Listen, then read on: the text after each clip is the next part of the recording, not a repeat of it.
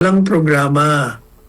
Ang programa kung meron man ay hindi naman na ipatutupad kasi sila ay nag-focus, ang atensyon nila ay napunta sa politika, napunta sa impeachment, napunta sa pag-aaresto, napunta sa pagtatanggol sa mga maling ginawa nila.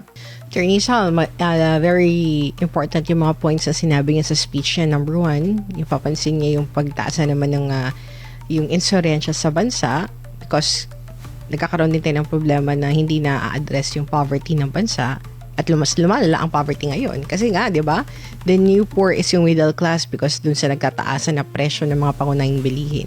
And then second, yung sinabi din na yung mga kababayan natin na hindi na bibigay yung what they deserve from the government, Attorney Sal.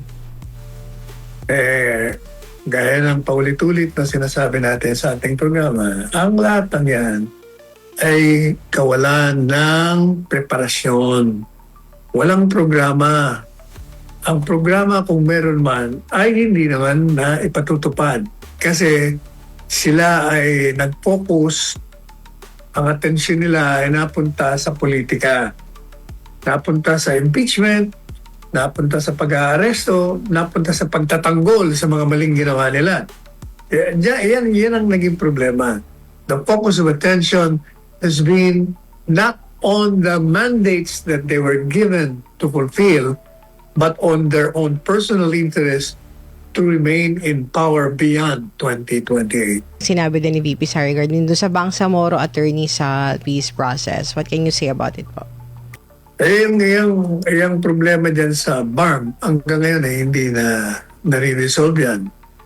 Kasi ang ating pamahalaan ay hindi rin matatag sa kanilang pakikitungo sa mga rebelde.